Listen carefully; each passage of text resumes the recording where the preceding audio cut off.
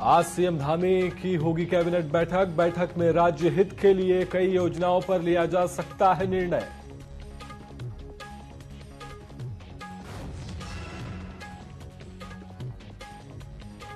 लोकसभा चुनाव से पहले उत्तराखंड दौरे पर आ सकते हैं भाजपा के बड़े नेता। गृह मंत्री अमित शाह, रक्षा मंत्री राजनाथ सिंह और जेपी नड्डा जनसभा को करेंगे संबोधित।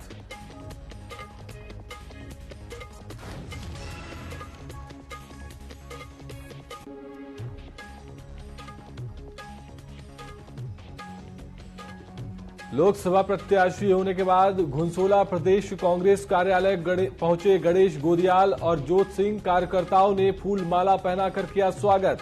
कचहरी परिसर में दी शहीदों को श्रद्धांजलि।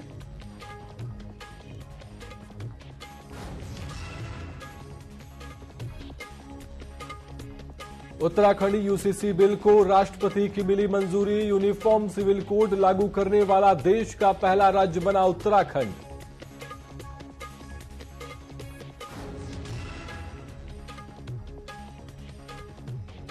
उत्तरकाशी के कोटगांव के ग्रामीण सड़क सुविधा से वंचित।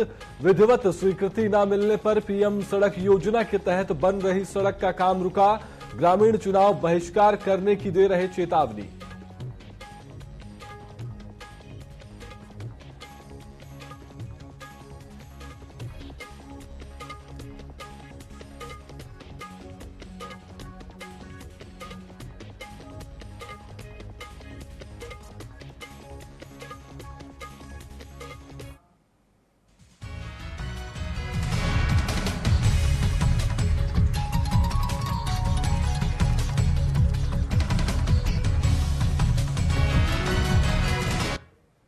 नमस्कार, मैं सिद्धांत और स्वागत है आपका न्यूज अपडेट में। तो रुक करते हैं खबरों की ओर। 2024 के लोकसभा चुनाव से पहले भाजपा के बड़े नेताओं का दौरा उत्तराखंड में हो सकता है। साथ ही उत्तराखंड दौरे पर गृह मंत्री अमित शाह, रक्षा मंत्री राजनाथ सिंह और पार्टी के राष्ट्रीय अध्यक्ष जेपी नड्डा भी आ सकते हैं और कई जनसभाओं को भी संबोधित करेंगे। जनता को केंद्र सरकार की योजनाओं से भी अवगत कराएंगे। भारतीय जनता पार्टी लोकसभा चुनाव के दृष्टि से पूरी तैयारी में है और 195 टिकट पार्टी ने तय कर दिए हैं। और कल 8-10 तारीख आज केंद्रीय पार्लियामेंट्री बोर्ड की बैठक भी दिल्ली में प्रस्तावित है। उसमें बहुत सारे टिकट आज भी तय होंगे और मैं समझता हूं कि भारतीय जनता पार्टी लंबे समय से जनहित के कार्यों को करके, लोक कल्याणकारी कार्यों को करते हुए और हर समय जो है चुनाव के लिए तैयार है। मुख्यमंत्री आवास में बड़े धूमधाम से उत्तराखंड का लोक पर्व फूलदेई मनाया गया, जहां बच्चों ने देहरी में फूल और चावल बिखेर कर पारंपरिक गीत गाते हुए त्योहार की शुरुआत की। इस अवसर पर मुख्यमंत्री पुष्कर सिंह धामी ने सभी बच्चों को आशीर्वाद देते हुए उनके उज्जवल भविष्य की कामना की। उन्होंने प्रदेशवासियों को फूलदेई त्योहार की शुभकामनाएं देते हुए देश और प्रदेश की सुख समृद्धि की कामना की।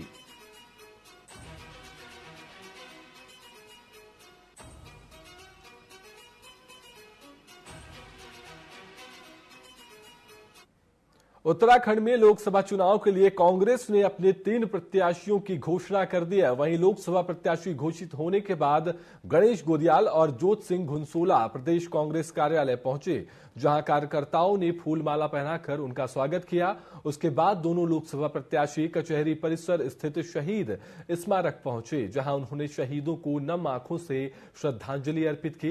इस दौरान गणेश गोदियाल ने कहा कि भाजपा शहीदों का सम्मान नहीं करती है, वह सिर्फ दिखावे की राजनीति करती है।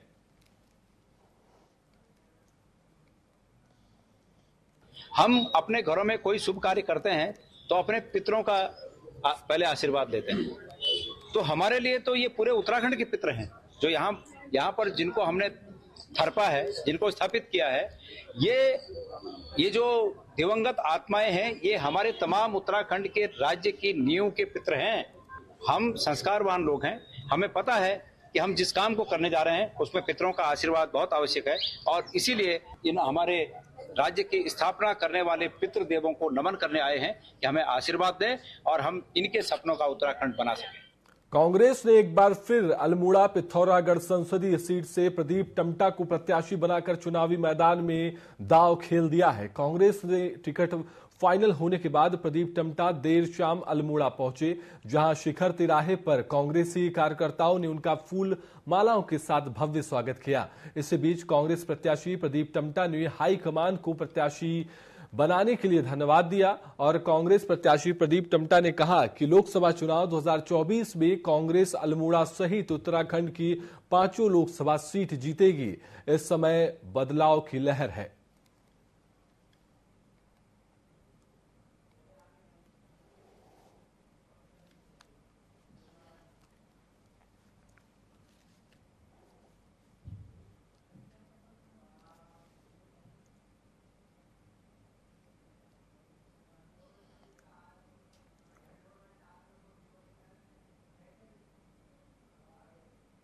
मैं जीत के लिए पूरी आश्वस्त हूं, क्योंकि इस समय देश में एक बदलाव की लहर है कि हमको लोकतंत्र को बचाना है, हमको अपने तमाम उन संवैधानिक इंस्टीट्यूशन को बचाना है। आज तो इलेक्शन कमीशन भी 2 दिन पहले इस्तीफा देता है, जिसको 2 साल तक चीफ इलेक्शन कमिश्नर रहना था, जिसकी नियुक्ति 24 घंटे के अंदर रिटायरमेंट के बात हो चुकी थी। आखिर उसको क्यों जाने के लिए बाध्य किया गया है। इसलिए मैं पूरी तरह आश्वस्त हूं कि हम यहां पर जीतेंगे। सिर्फ यही नहीं जीतेंगे, हम 500 सीट जो 2009 में हमने उत्तराखंड की जनता आज फिर यहाँ 2024 में उसको दोहराएगी। धन्यवाद।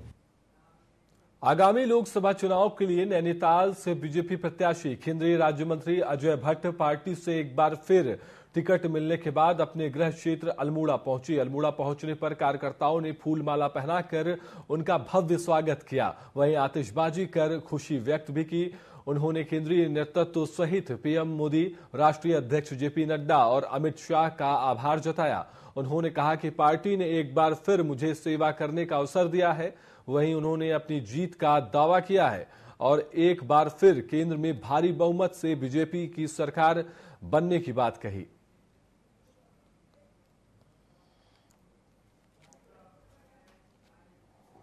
मैं अपने केंद्रीय नेतृत्व का और अपने प्रदेश के नेतृत्व का आभारी हूँ।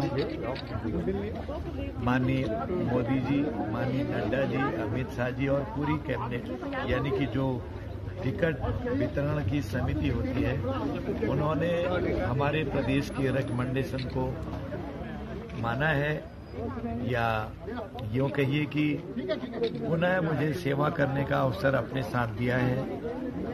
और मुझे तो ये भी पता नहीं था, लेकिन मैं विश्वास दिलाना चाहता हूँ अपने नेतृत्व को, जिस अपेक्षा के साथ मुझे पुनः सेवा करने का अवसर दिया है। और भारत की सर्वोच्च जो मैं अपने देहरादून सचिवालय स्थित वीर चंद्र सिंह गढ़वाली सभागार में गुरुवार को धामी कैबिनेट की बैठक होने वाली है। यह बैठक शाम 5 बजे सीएम पुष्कर सिंह धामी की अध्यक्षता में होगी। इस बैठक में राज्य हित के लिए कई योजनाओं पर निर्णय लिया जा सकता है।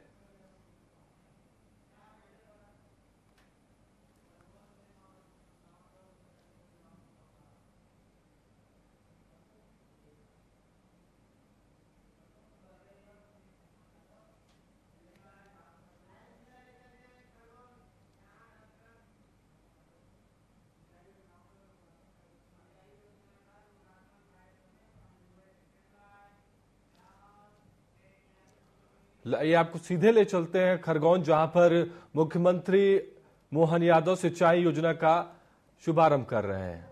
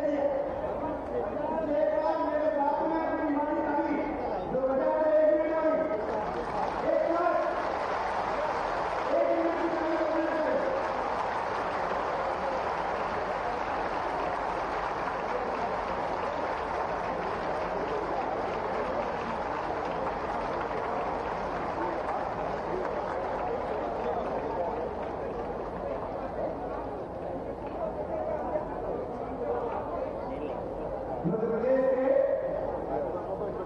यशस्वी एवं बहुत कम समय में इतने बड़े पैमाने पर लोकप्रिय जैसे हमारे सबके बड़े प्रिय मुख्यमंत्री माननीय श्री कुमार यादव हमारे यहाँ उपस्थित होने पर दो ही सांसद खंडवा के श्री ज्ञानेश्वर पाटिल जी, खरगोन के गणेश पटेल जी, तो ये दोनों अभी इस समय लोकसभा के उम्मीदवार भी हैं, इसलिए इनके लिए क्या हो सकता है। मेरे साथ में विधायक श्री राजकुमार मेहकर, सचिन देवराज गौड़ा, मंजू दादू, जो नेपाल के विधायक है हया मोरेली, हमारी जिला पंचायत के अध्यक्ष हमारी एनएफआई कवर, खरगोन नगर पालिका अध्यक्ष बहन छाया जोशी, यहाँ उपस्थित सभी हमारे विधायक बाबूलाल जी, धन सिंह जी, धूल सिंह जी, हमारे चंद्र सिंह भास्कर जी, नंदा ब्राह्मण जी, जो हमारे उम्मीदवार हैं।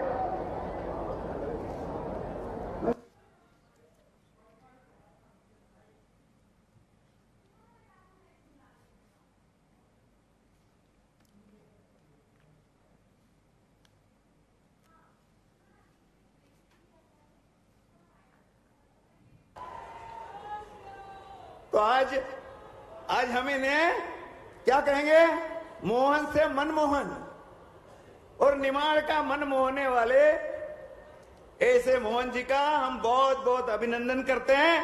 और इनसे हमें पूरा विश्वास है, आशा नहीं, उम्मीद नहीं, हमें पूरा विश्वास है कि निमाड़ की जनता जो इनसे कहेगी वो ये करेंगी। और देखिए बंधुओं, आज ये मुख्यमंत्री जी 2 हेलीकॉप्टर का शुभारंभ किया है इन्होंने हमारे यहाँ की तीर्थ दर्शन यात्रा के लिए। तो हम आज ही आप सबका, क्योंकि हमारे यहाँ भी हवाई पट्टी है, हमारे यहाँ के बुजुर्ग भी चाहेंगे कि हेलीकॉप्टर से यात्रा हो, तो आप यदि इस प्रस्ताव से सहमत है तो जरा ताली बजा करके हमारे यहाँ हवाई पट्टी है, ये हमारे यहाँ के बुजुर्गों को भी हवाई यात्रा कराएंगे हेलीकॉप्टर से, उन्होंने भी कभी नहीं सोचा। तो ऐसा काम करते हैं जो हमने नहीं सोचा वो करते हैं। हमने दूसरी मांग रखी थी कि खरगोन को संभाग बनाया जाए, तो उसका भी रास्ता खोल दिया इन्होंने।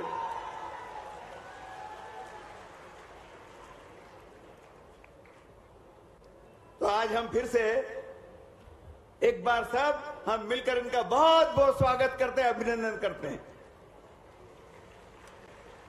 बोलिए मेरे साथ, भारत माता की, नर्मदा मैया की। आज नर्मदा के भी 2-3 योजनाओं का शुभारंभ कर रहे हैं, वो पिपरी का, बलकवाड़ा का और जामनिया का। और इससे भी अब मुख्यमंत्री जी नर्मदा योजनाओं से मध्य खरगोन का ये निमाड़, विंध्याचल, सतपुड़ा के बीच का भूभाग पूरा सिंचित हो गया। और नर्मदा मैया की कृपा से यहाँ पर उत्पादन इतना हो रहा है, सारा रबी की फसलें, गेहूं, चना, मक्का, रबी की मूंगफली, ये जिला इतना समृद्ध की ओर बढ़ रहा है। इसके लिए भी खरगोन का किसान और खरगोन की जनता आपका खूब खूब अभिनंदन करती है। अरे किसानों से भी अभिनंदन हो जाए भाई, किसान भी ताली बजा करके अभिनंदन करें मुख्यमंत्री जी का। तो नर्मदा मैया की कृपा से ये सब हो रहा है, इसलिए नर्मदा मैया का जयकारा करेंगे।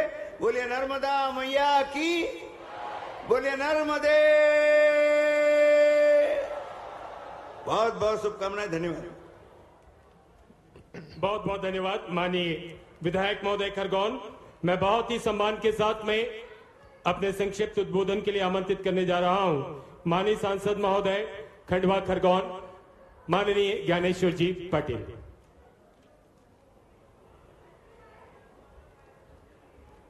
बोलो भारत माता की, नर्मदा मैया की, टंट्या मामा की। आज निमाड़ की पावन धरती पर विराजमान हमारे मध्य प्रदेश के जननायक मुख्यमंत्री आदरणीय डॉक्टर मोहन यादव जी का दोनों हाथ उठाकर स्वागत करें, अभिनंदन करें। कार्यक्रम में उपस्थित खरगोन बड़वानी के हमारे लोकप्रिय सांसद एवं भारतीय जनता पार्टी के लोकसभा के प्रत्याशी भाई गजेंद्र पटेल जी, हमारे राज्यसभा के सांसद भाई सुमेर सिंह सोलंकी जी, हमारे खरगोन के लोकप्रिय विधायक आदरणीय बालकृष्ण पाटीदार जी, बड़वा के लोकप्रिय विधायक भाई सचिन बिरला जी, हमारे महेश्वर के विधायक भाई राजकुमार मेव जी, पंदाना की विधायक बहन छाया मोरे जी, नेपानगर के विधायक सुश्री मंजू राजेंद्र दादू जी, मंच पर विराजमान सभी हमारे सम्मानीय जनप्रतिनिधि पदाधिकारी और सामने बैठे हुए हमारे सभी छात्र छात्राओं, मीडिया के साथियों।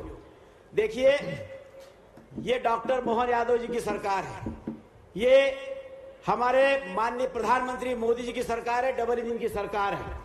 और हमारे डॉक्टर मोहन यादव जी हमारे मुख्यमंत्री जी, क्योंकि इनकी भी राजनीतिक शुरुआत छात्र जीवन से हुई है और वो छात्रों की और छात्राओं की समस्या क्या है उस बात को अच्छी तरह समझते हैं। और उसी बात को लेकर हमारे निमाड़ के लिए टंट्या मामा यूनिवर्सिटी की स्थापना करने का निर्णय करके 4 जिले और 84 कॉलेज और लगभग 15,000 छात्र छात्राओं से जुड़ा हुआ विषय है। हमारे 15,000 से अधिक छात्र छात्राओं के लिए इस विश्वविद्यालय के माध्यम से हमको निश्चित रूप से एक सहायता मिलेगी, सहूलियत मिलेगी।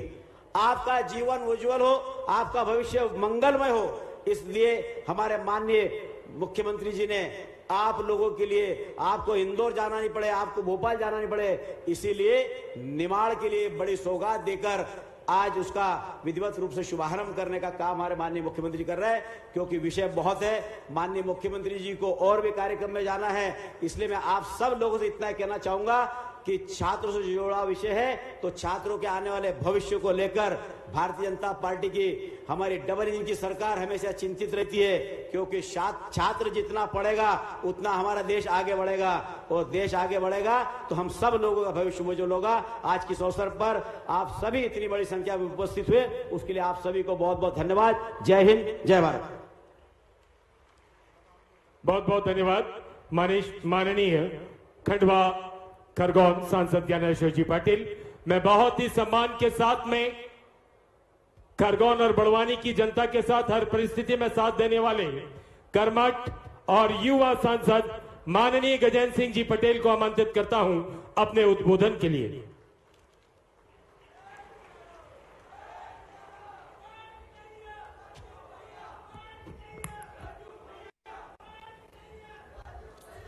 बोलिए भगवान बिरसा मुंडा की। शहीद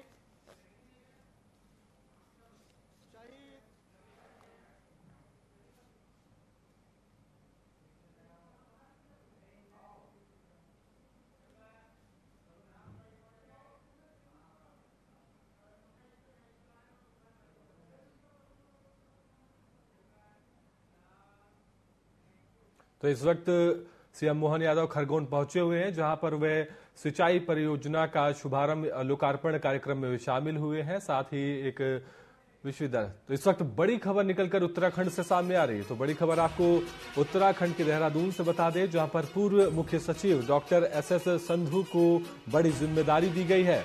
चुनाव आयुक्त बनाए गए डॉक्टर एसएस संधू। तो इस वक्त की बड़ी खबर आ रही है, चुनाव आयुक्त बनाए गए हैं डॉक्टर एसएस संधू। तो इस वक्त की बड़ी खबर, 1988 बैच के उत्तराखंड कैडर के अधिकारी हैं एसएस संधू। 2021 में राज्य के मुख्य सचिव बनाए गए थे डॉक्टर एसएस संधू, और अब उन्हें चुनाव आयुक्त की बड़ी जिम्मेदारी दी गई है। तो ये बड़ी खबर आपको हम बता रहे हैं। अभी फिलहाल में चुनाव आयुक्त, जो पूर्व चुनाव आयुक्त थे, उन्होंने अपना इस्तीफा दे दिया था, जिसके बाद अब एसएस संधू को नए चुनाव आयुक्त के तौर पर नियुक्ति दे दी गई है। 2021 में राज्य के मुख्य सचिव बनाए गए थे डॉक्टर एसएस संधू, जिसके बाद ये बड़ी अपडेट अब आपको हम बता रहे हैं कि एसएस संधू को नया चुनाव आयुक्त नियुक्त कर दिया गया है। तो पूर्व मुख्य सचिव डॉक्टर एसएस संधू को बड़ी जिम्मेदारी दी गई है। वो अब उन्हें चुनाव आयुक्त की बड़ी जिम्मेदारी सौंपी गई है। तो अब उन्हें नियुक्त कर दिया गया है और कुछ ही दिन पहले की बात है जब पूर्व चुनाव आयुक्त जो थे उन्होंने अपना इस्तीफा दे दिया था, जिसके बाद अब एसएस संधू को चुनाव आयुक्त नियुक्त किया गया है। 1988 बैच के उत्तराखंड कैडर के अधिकारी हैं एसएस संधू। रुक करेंगे खबरों का।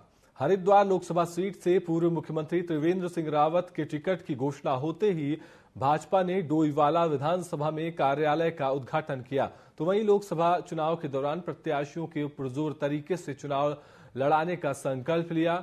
डोईवाला विधायक ब्रजभूषण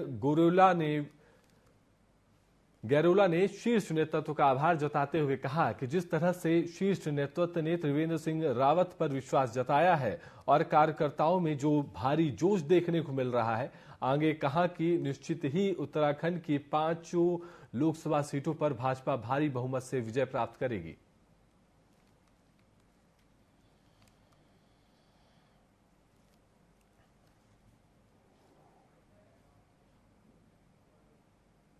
शीर्ष नेतृत्व ने हमारे उत्तराखंड के बहुत ही लोकप्रिय उत्तराखंड के पूर्व मुख्यमंत्री आदरणीय श्री त्रिवेंद्र सिंह रावत जी को यहाँ का भारतीय जनता पार्टी का यहाँ से हरिद्वार संसदीय क्षेत्र से प्रत्याशी बनाया है। और निश्चित तौर पर मैं अपने शीर्ष नेतृत्व का बहुत आभार प्रकट करता हूँ कि त्रिवेंद्र जी की एक अच्छी साफ सुथरी छवि रही है और उन्हें अपने कार्यकाल में बहुत अच्छे कार्य किए हैं मुख्यमंत्री रहते हुए। और ये हरिद्वार संसदीय क्षेत्र को त्रिवेंद्र जी बहुत नजदीकी से जानते हैं। पूरा चाहे नारसन का क्षेत्र हो, चाहे हमारी डोईवाला विधानसभा का दुर्गम पहाड़ का हल्द्वानी का क्षेत्र हो, चाहे हमारा बडेला का क्षेत्र हो, हर क्षेत्र के बारे में बहुत अच्छी तरह से जानते हैं। शीर्ष नेतृत्व ने हमारे उत्तराखंड के बहुत ही उत्तरकाशी से एक बड़ा मामला सामने आया है, जहां सड़क का काम अधूरा रह जाने पर ग्रामीणों ने लोकसभा चुनाव का बहिष्कार करना शुरू कर दिया है। दरअसल उत्तरकाशी में मोरी ब्लॉक के कोटगांव में प्रधानमंत्री ग्राम सड़क योजना के तहत 15 किलोमीटर सड़क बननी थी, लेकिन सरकारी तंत्र की लापरवाही की वजह से केवल 5 किलोमीटर की सड़क कटान के बाद काम रुक गया। ग्रामीणों के अनुसार जो सड़क का काम विधिवत स्वीकृत नहीं मिलने के कारण अधिकारियों ने काम रोक दिया है, जिस वजह से 15 किलोमीटर की सड़क में महज 5 किलोमीटर ही सड़क बन पाई है।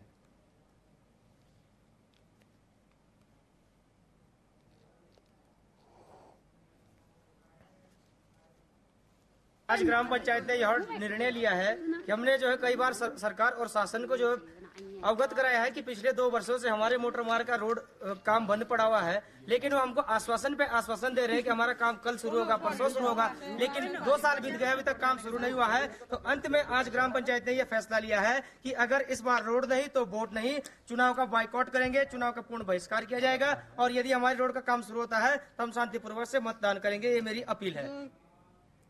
पौड़ी गढ़वाल से लोकसभा का टिकट मिलने के बाद कांग्रेस प्रत्याशी गणेश गोदियाल ने दावा किया कि इस बार मौसम बदलेगा। उन्होंने कहा कि लोकसभा चुनाव में बीजेपी को कड़ी टक्कर मिलेगी। साथ ही उन्होंने कहा कि आर्थिक स्थिति को देखते हुए लग रहा था कि बीजेपी के धनबल का मुकाबला करना असंभव है, इसलिए लोकसभा चुनाव लड़ने के लिए संकोच कर रहा था। मैंने कार्यकर्ताओं के साथ चिंता साझा की। कार्यकर्ताओं ने चिंता को दूर करते हुए चुनाव लड़ने के लिए संसाधन इकट्ठा करने के आश्वासन दिए। बता दें कि टिकट की घोषणा से पहले ही गणेश गोदियाल ने मैदान छोड़ने के संकेत दे दिए थे, लेकिन उन्होंने संसाधनों की कमी का हवाला देते हुए चुनावी मैदान से दूर हटने की बात कही थी। जैसे ही ये बात आम लोगों को पता चली कि 3 टिकट डिक्लेयर हुए हैं, तीनों लोकसभा क्षेत्रों में कार्यकर्ताओं में बहुत उत्साह देखने को मिला। मैं स्वयं इस बात से बहुत उत्साह का संचार मुझ में हुआ है कि कल जैसे ही गढ़वाल लोकसभा क्षेत्र से मेरा नाम आया, तमाम चाहे बद्रीनाथ क्षेत्र हो, वहां से लेकर रामनगर तक और कोटद्वार से लेकर यहाँ नरेंद्र नगर और देवप्रयाग और तमाम पौड़ी के जितने भी विधानसभा क्षेत्र हैं, कोई ऐसा विधानसभा क्षेत्र नहीं है जहां से कार्यकर्ताओं का इस रूप में संदेश न आया हो कि हम पूरी तरह से तैयार हैं। मैं ये कहना चाहता हूं, अभी कुछ मीडिया के साथी मुझे मिले और उन्होंने कहा कि आपने कल सुबह चुनाव लड़ने के लिए मना किया। मैं इस बात को अपने भाइयों से मुझे साझा करने में कोई हिचक नहीं है, कोई शर्म नहीं है कि मेरी आर्थिक स्थिति को देखते हुए मैंने महसूस किया कि भारतीय जनता पार्टी के धन बल का मुकाबला अगर करना है तो मेरी स्थिति ऐसी नहीं है कि मैं उनके धन बल का मुकाबला कर सकूं। कांग्रेस ने उत्तराखंड की 3 सीटों पर उम्मीदवारों के नाम घोषित कर दिए। गढ़वाल लोकसभा सीट से गणेश गोदियाल, टेहरी लोकसभा सीट से जोत सिंह गुनसोला और अल्मोड़ा पिथौरागढ़ लोकसभा सीट से प्रदीप टमटा के नाम पर मुहर लगी। उत्तराखंड के प्रदेश अध्यक्ष ने मीडिया से बात करते हुए कहा कि महिला नेत्रियों ने स्क्रीनिंग कमेटी के समक्ष लोकसभा चुनाव लड़ने को लेकर अपनी दावेदारी जताई थी, लेकिन पार्टी ने मजबूत पुरुष प्रत्याशियों को उतारने का फैसला लिया।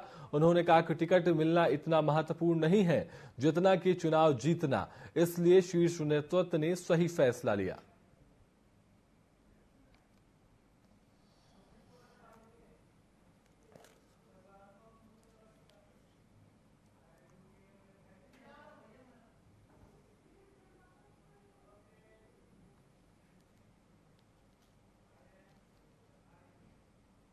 देखिए, मुझे लगता है कि जो महिलाओं ने टिकट मांगी थी, 3 सीटों पर मांगी थी, तो मैं आने वाली 2 सीटों में तो नहीं बोल सकती कि इसमें क्या होगा, क्योंकि वहाँ पे किसी महिला ने दावेदारी नहीं करी, ना हरिद्वार में करी है ना नैनीताल में करी है। दूसरी बात कि इस वक्त जो हमारी और हमारी पार्टी की लड़ाई है वो महिला और पुरुष की लड़ाई नहीं है। हमारी जो लड़ाई है उस देश को बचाने की लड़ाई है, इस प्रदेश के जो भविष्य है उसको बचाने की लड़ाई है, और उसमें कांग्रेस पार्टी के इंटरनल सर्वे में जो भी लोग मजबूत दावेदार थे उन लोगों को टिकट मिला है।